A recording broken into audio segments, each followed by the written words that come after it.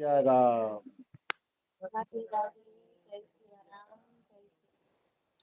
આપણે શ્રી શ્રી શ્યામચરણદાસજી મહારાજનું ચરિત્ર ચાલે છે.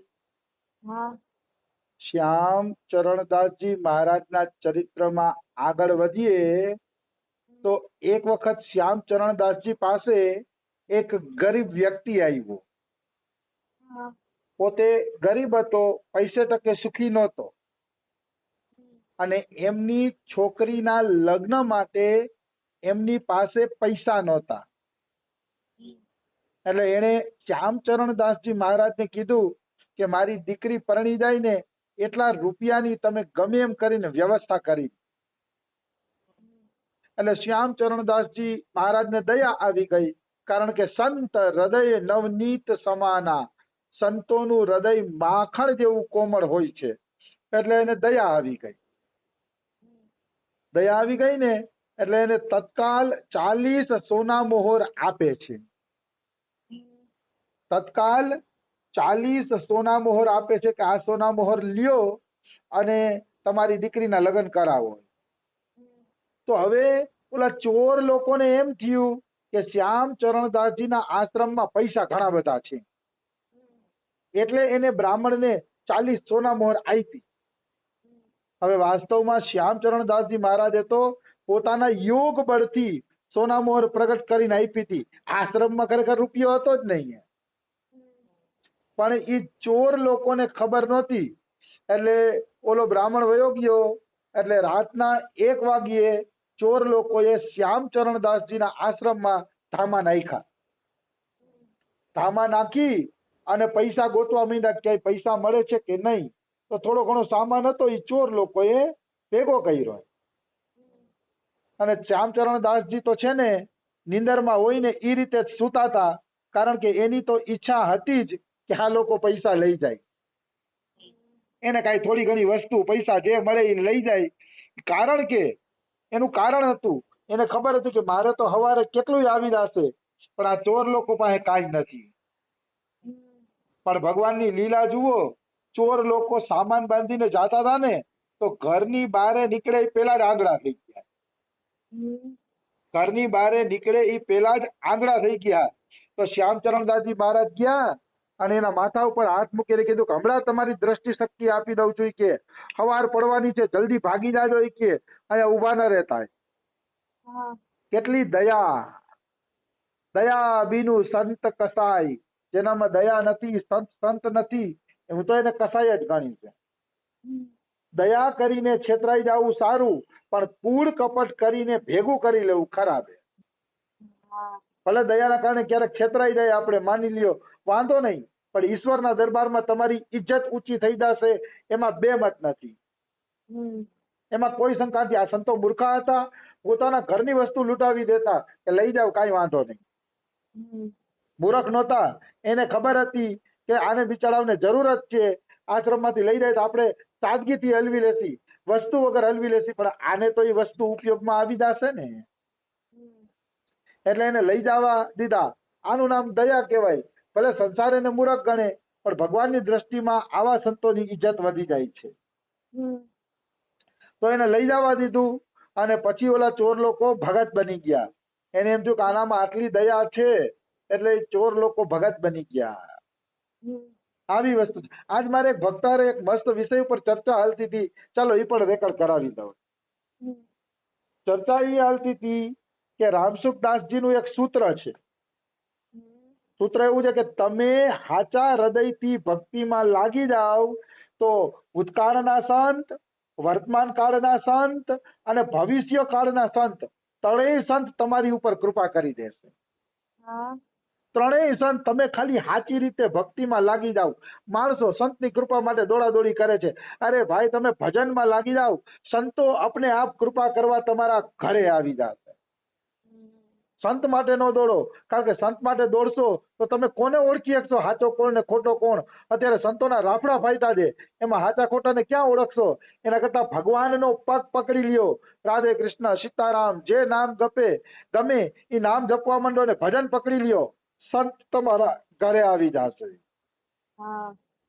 આવી વસ્તુ છે. તો અમારે ચર્ચા એ ચાલતી હતી કે ભૂતકાળના અને વર્તમાન કાળના સંતો તો કૃપા કરે, પણ ભવિષ્યમાં જે થવાના છે એ સંતો કેવી રીતે કૃપા કરે? તો એ ચર્ચાનો જવાબ એવો છે કે ભૂતકાળના સંતો છે ને એના ચરિત્રો ગમે ને એટલે માનવાનું ભૂતકાળના સંતો આપણી ઉપર કૃપા કરે છે. આપણે મીરાબાઈનું, સુરદાસજીનું, તુલસીદાસજીનું, કબીરજીનું જો ચરિત્ર ગમી જાય, એ ચરિત્ર વાંચીને આપણે ભાવ વિભોર થઈ જાય તો માનવાનું કે ભૂતકાળના સંતો કૃપા કરે છે. અને વર્તમાન કાળમાં માનો અમારા સદગુરુદેવ અમને ભેટે કે રમેશ બાબાએ મને તેથી ઓલો દુપટ્ટો આપ્યો એમ આપે તો માનવાનું કે વર્તમાન કાળના સંતો કૃપા કરે છે. અને ભવિષ્ય કાળના સંતો કઈ રીતે કૃપા કરે છે? તો કે ભવિષ્યમાં કળિયુગના અંત સુધી જેટલા સંતોને ભક્તિનો પ્રચાર કરવા આવવાનું છે એ બધા સંતોનું લિસ્ટ બનેલું છે. ભગવાન કૃષ્ણ પાસે બધી લિસ્ટ છે કે ભાઈ 2025માં આ સંતને મોકલવાનો છે, પછી 100 વર્ષ પછી આ સંતને મોકલવાનો છે, પછીના 100 વર્ષ પછી આ સંતને મોકલવાનો છે. તો ભગવાન પાસે બધા સંતોનું લિસ્ટ છે. તો આપણે જયારે ભજન કરીએ છીએ ને ત્યારે એ સંતો ધામમાંથી આશીર્વાદ વરસાવે છે કે અમે તો ભવિષ્યમાં આવશી પણ તમારું ભજન જોઈને અમે અત્યારે જ આશીર્વાદ આપી છીએ. હજી બાકી જો આ વિષય હજી લાંબો છે. તો ભવિષ્યના જે સંતો છે એક તો એ રીતે કૃપા કરે છે ધામમાંથી, બરોબર, અને એક મહાદેવ સવાર અને સાંજે ફરવા નીકળે છે સંતોની મંડળી લઈને. એમાં આ ભવિષ્યમાં જન્મવાના સંતો પણ ક્યારેક મહાદેવ ભેગા પૃથ્વી ઉપર ચક્કર મારવા નીકળે છે, ત્યારે જે લોકો ભજન કરે છે એના ઉપર એ બધા સંતો કૃપા કરે છે. ભવિષ્યના સંતો કૃપા કરે છે. હવે બધાથી ઠોસ વાત કે આપણે કેમ ખબર પડે કે આ તને સંતો કૃપા કરે છે? ઠોસ વાત એ છે કે માનો તમે કોઈ પ્રશ્નમાં ફસાઈ ગયા, કોઈ આધ્યાત્મિક સમસ્યામાં ફસાઈ ગયા અને એ આધ્યાત્મિક સમસ્યાનો તમને ઉકેલ મળતો નથી, તો જો એ ઉકેલ પ્રાચીન ભક્તોના ચરિત્રમાંથી મળે તો માનવાનું કે ભૂતકાળના સંતોની કૃપા છે. તમે સંતોના ચરિત્રને એવું વાંચો અને એ ચરિત્ર વાંચતા વાંચતા એ ચરિત્રોમાંથી ઉકેલ મળે તો માનવાનું કે ભૂતકાળના સંતો કૃપા કરે છે. અને વર્તમાન કાળના સંતોનો માનો તમે સત્સંગ સાંભળતા હોય, અમારા બાબા છે કે રમેશ બાબાનો સત્સંગ તમે સાંભળતા હોય અને એમાંથી જો તમને તમારા પ્રશ્નનો જવાબ મળે તો માનવાનું કે વર્તમાન કાળના સંતો કૃપા કરે છે તમારા ઉપર. તો વર્તમાન કાળના સંતોની કૃપા છે તમારા ઉપર. અને ન તમને શાસ્ત્રમાંથી જવાબ મળે કે ન વર્તમાન કાળના સંતોના સત્સંગમાંથી જવાબ મળે, પણ ચિંતન કરતા કરતા અત્યારે અચાનક હૃદયમાં પ્રેરણા થાય કે ઓહો મારા આધ્યાત્મિક સમસ્યાનો આ જવાબ હોઈ શકે, અંદરથી જ પ્રેરણા થાય તો માનવાનું કે ભવિષ્ય કાળના સંતો તમારી ઉપર કૃપા કરે છે. જે ભવિષ્યમાં થવાના છે એ સંતો તમારા હૃદયની અંદર કૃપા કરે છે. આ રીતે સાચી રીતે જીવ ભજનમાં લાગે તો ભૂતકાળ, ભવિષ્યકાળ, વર્તમાન કાળ બધા સંતો છે એ આપણા ઉપર કૃપા કરે છે, નિશ્ચિત કૃપા કરે છે. બસ લાગી જાવ. હું તો સંત માટે ક્યાંય દોડ્યો જ નથી. મને તો એમ ઘર બેઠા સંત બેડા એમ કહું તો ખોટું નથી. હું તો બરસાનામાં એ જ ઉદ્દેશ્ય લઈને આવ્યો હતો કે એક રૂમની અંદર ભજન કરવું છે, રોજના 1,00,000 નામજપ કરવા છે, ભજનમાં ડૂબેલું રહેવું છે. પણ અમારા ઘરે સામેથી જ એક માન મંદિરના બેન આવ્યા અને એણે કીધું કે માન મંદિરમાં બાબા હવારે સત્સંગ કરે છે અને ગીતા ભાગવત રામાયણ ઉપર સત્સંગ કરે છે. એ આવીને કીધું અને મને લાલસા થઈ કે ચાલો ત્યાં જવું જોઈએ સામેથી. નકર મને ખબર નથી કે રમેશ બાબા ક્યાં ક્યાં ટાઈમે સત્સંગ કરે છે, મને એની કાંઈ ખબર નહોતી. પણ સામેથી ઘરે આવીને બેન કહી ગયા અને મેં જવાનું ચાલુ કર્યું અને મને તો જાણે કે આ બધું મળી ગયું.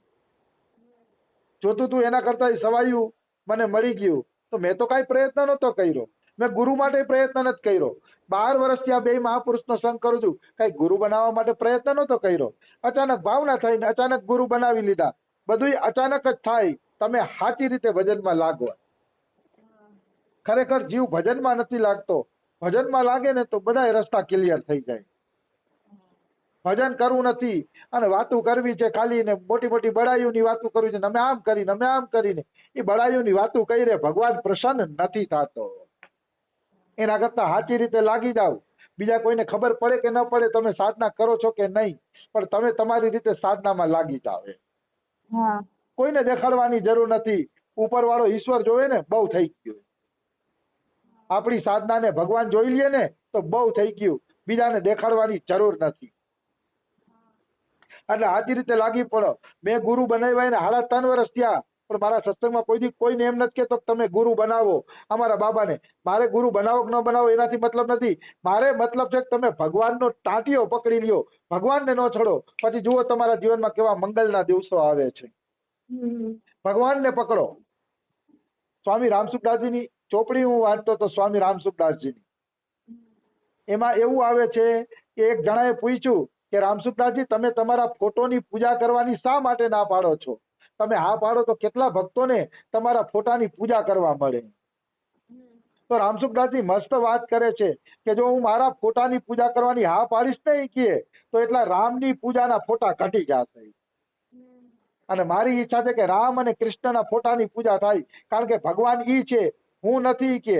માનો 50 જણા મારી ફોટાની પૂજા કરશે તો 50 જણા પોતાના ઘરમાં રામ અને કૃષ્ણની પૂજા છોડી અને મારી પૂજા કરશે. એ મને બિલકુલ પસંદ નથી. એ મને બહુ ગમ્યું. એટલે હું પણ કોઈ ગુરુમાં ફસાવા નથી માંગતો કે આને માનો આને માનો. હા, સત્સંગનો લાભ બધાયનો લ્યો, પણ ગુરુ ન બનાવો. ટાંટિયો તો તમે રામ અને કૃષ્ણનો કે મહાદેવનો જ પકડો. એ સાક્ષાત ભગવાન છે, એનો ટાંટિયો પકડો. બાકી કોઈ સંતનો ટાંટિયો પકડવાની જરૂર નથી. હા, સત્સંગનો લાભ લેવાની જરૂર છે. સત્સંગ નહીં છોડવાનો. સત્સંગનો લાભ લ્યો, એના સત્સંગ પ્રમાણે જીવન બનાવો, એ નહીં છોડવાનું. બાકી તો ટાંટિયો ભગવાનનો જ પકડવાનો, કારણ કે ભગવાન જ હાચા બેલી છે. ગમે એમ તો જીવી જીવ છે અને ઈશ્વરી ઈશ્વર છે. સંત ભગવાન સમાન છે, સાચી વાત છે, એવું નથી. પણ છતાંય ટાંટિયો ઈશ્વરનો જ પકડવો. એટલે છે ને ભગવાનના ફાંટા ન પડે. એક તો આમે ભારત દેશમાં કેટલાય ફાંટા પડી ગયા છે, એમાં વળી બીજા ફાંટા પડશે તો સનાતન ધર્મ છે ને કચડાતો જ જાશે. હું તો એમ કહું છું કે સનાતન ધર્મ વાળાને તન જ દેવતા ફરજિયાત રાખવા જોઈએ. વિષ્ણુ, રામ, કૃષ્ણ, મહાદેવ, આ 4 જ ફરજ. આ 4 ની બહાર ભજન કોઈનું કરવાનું નહીં. આદર બધાયનો કરવાનો, પણ આ 4 ને જ રાખવાના. કોઈ સંતના ફોટા અંતેની સાઈડમાં રાખો નાનકડા. બાકી મંદિરમાં તો 4 જ દેવ હોવા જોઈએ, જેથી સનાતન ધર્મના કોઈ કટકા ન થાય. મારી તો આવી જ ઈચ્છા છે કે સનાતન ધર્મને આ રીતે જ લોકો માને. ભલે તમારા આચાર્ય તમારા માટે ભગવાન સ્વરૂપ છે, તમારા ગુરુ તમારા માટે ભગવાન સ્વરૂપ છે, પણ એનો ફોટો સાઈડમાં રાખો, સાઈડમાં રાખીને પૂજા કરો. મંદિરમાં મેઇન તો રાધા કૃષ્ણ ને ઈ જ હોવા જોઈએ. એટલે જગતને ખબર પડે કે આપણે સનાતન ધર્મી છીએ, રામકૃષ્ણના ઉપાસક છે. આખા જગતને ખબર પડવી જોઈએ. આખું જગત જાણે છે કે ભારત દેશમાં ફાંટા કેટલાય છે, અને ઈ લોકો ઈ ફાંટાનો મજાક ઉડાવે છે કે હિન્દુમાં ફાંટા કેટલાય છે, એ અંદરો અંદર બાજાબાજી જ કરે છે. તો એ ફાંટા તોડવા માટે આપણા જે પંચ દેવતા કીધા શાસ્ત્રોમાં, અને મૂળ તો રામકૃષ્ણ, એને પકડી રાખો તો પછી ફાંટા પડશે નહીં. અફસોસ ભારત દેશની અંદર એ વાત છે કે જેને જે ગુરુ પાસેથી ભગવાન મળ્યા ને એ ગુરુને પકડીને ફાંટો બનાવી લીધો છે. પછી કોઈ પણ સંપ્રદાય હોય, નામ ક્યાં દેવા મારે, પણ એ ફાંટો મને તો એ અનુકૂળ લાગતો નથી. આવી વસ્તુ છે. મારા તો સત્સંગીઓને એક જ સૂચના છે, કોઈ સંતનો ફોટો તમારે રાખવો નહીં. બહુ શ્રદ્ધા હોય ને તો નાનકડો ફોટો બાજુમાં રાખવો અને રોજ એને ફૂલની માળા પહેરાવી. પણ મંદિરમાં મોટા ફોટા ભગવાનના જ રાખવાના. એટલે રામ, કૃષ્ણ, કોઈ પણ ભક્ત આવે ને તો એનું મન પ્રસન્ન થાય કે વાહ ભાઈ, મંદિર એટલે મંદિર છે. જો તમે આ સંતનો ફોટો રાખ્યો હશે અને કોઈ લોકો એ સંતને ઓળખતા નહીં હોય ને, તેને મંદિર તો જોયું પણ પ્રણામ કરવાનું મન ન થયું. ક્યાંથી પ્રણામ કરવાનું મન થાય? જે સંતમાં તમે શ્રદ્ધા કરીને બેઠા છો એના વિશે તો જાણતો નથી. પછી ક્યાંથી? એના કરતા રામકૃષ્ણ હોય તો આખું જગત રામકૃષ્ણને જાણતું હોય છે. એટલે રામ અને કૃષ્ણના જ ફોટા હોવા જોઈએ, એની જ મૂર્તિની પૂજા થવી જોઈએ. મારું તો આવું મંતવ્ય છે. આવી વસ્તુ છે. બાકી તો જેના જેવા વિચારો, મારે કોઈ મતલબ નથી. હું તો ખાલી સત્યની રજૂઆત કરી દઉં. બાકી તો હું મારે શું કરવું છે ને પછી એ જ વિચારતો હોઉં છું. બીજા હારે આપણે કોઈ પરવા નથી. તો ચરણદાસજી મહારાજનું ચરિત્ર આજે અધૂરું રહી ગયું. આપણે બીજી ચર્ચાએ ચડી ગયા. હવે બીજું આપણે કાલે લઈ લેશી. રાધે રાધે, જય સિયારામ. રાધે રાધે, જય સિયારામ.